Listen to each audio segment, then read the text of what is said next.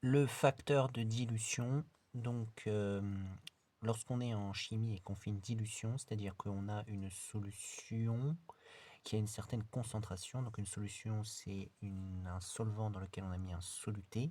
Le solvant, il est liquide, le soluté, généralement, il est solide, et le soluté s'est dissous dans le solvant pour donner la solution.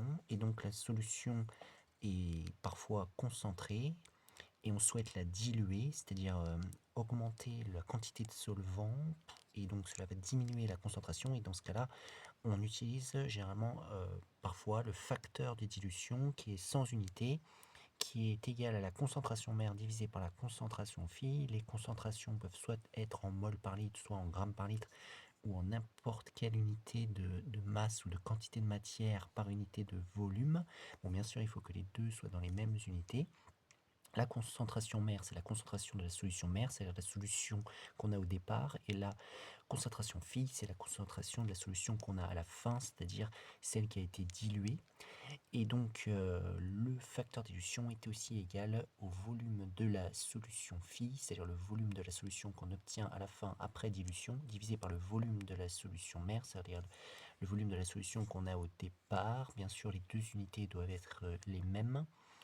Et dans ce quotient, et donc c'est aussi égal au facteur de dilution, et donc bien sûr le volume R, c'est le volume que l'on prélève de la solution de départ pour ensuite y rajouter le volume de solvant pour obtenir le volume de la solution fille. Donc par exemple ici, si on essaie de faire des exemples d'application, on dilue 20 fois de l'eau de javel commerciale pour la doser. Et donc on a pris 20 ml d'eau de javel commercial pour la diluer. Et donc on a dilué 20 fois. Donc on demande quel sera le volume de la solution après dilution. Donc ici, il faut bien identifier que l'eau de javel, c'est la solution mère, et on va obtenir une solution phi après.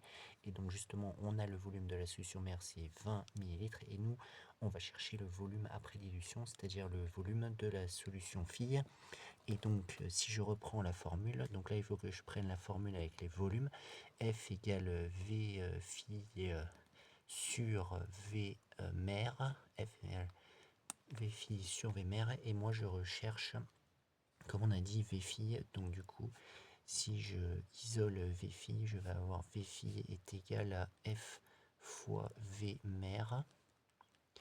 Et donc, qui va être égal, en remplaçant F par sa valeur 20, fois V mère 20, et donc 20 fois 20, ça me donne 400. 400, bon, je vais mettre deux chiffres significatifs, donc 4,0 fois 10 puissance 2, et donc on est en millilitres, puisque le Vmer il était en millilitres et F était en aucune unité, donc du coup le résultat est en millilitres, et donc j'ai trouvé le volume de la solution qu'on obtiendra à la fin de la dilution. 400 ml, donc ça veut dire que normalement j'ai rajouté 380 ml de solvant pour faire cette dilution. Donc ensuite, si on prend un autre exemple, je souhaite obtenir une solution de 50 mg de sulfate de cuivre par dilution d'une solution mère avec facteur de dilution de 50. Quelle est la concentration de la solution mère? Donc là, je reprends la formule F égale, et cette fois-ci, je prends la formule avec les concentration, donc F c'est égal à C mère sur C fille. Aussi, donc le facteur de dilution est toujours plus grand que 1, hein, toujours plus grand que 1. Voilà, c'est juste une information, c'est toujours plus grand que 1, facteur de dilution. Donc ici, moi je veux la concentration de la solution mère, donc je écris C mère égale F fois C fille, parce que donc on doit isoler C filles, et donc en remplaçant par les valeurs, le facteur de dilution est de 50, la concentration est de 50, et donc 5 fois 5 ça fait 25, donc je vais obtenir 25 et je rajoute les deux zéros des 2,50, et donc j'obtiens 2500. Je vais mettre deux chiffres significatifs, 2,5 fois 10 puissance 3. Et donc ici, on a la même unité que la concentration phi, c'est-à-dire des milligrammes par litre. Et si je veux, c'est plus adapté. Si je veux le mettre en grammes par litre, ça fera 2,5 grammes par litre. Maintenant, autre exemple, je dilue une solution de 1,2 mol par litre pour obtenir une solution de 5 millimoles par litre. Quel est le facteur de dilution? Donc je veux savoir de combien est-ce que j'ai dilué. Donc je vais prendre la formule du facteur de dilution, F égale C mer sur C phi. Donc là je prends bien sûr le facteur de dilution avec les concentrations. Et donc je vais remplacer la concentration de la solution mère. Donc identifions bien la solution mère, c'est celle qui est la plus concentrée, c'est celle qu'on va diluer. Donc celle qui est plus concentrée, c'est celle qui est ici. Et de toute façon on dit bien que c'est celle qu'on a au départ, c'est celle qu'on dilue. Donc du coup je mets 1,2 millimol, 1,2 mol par litre.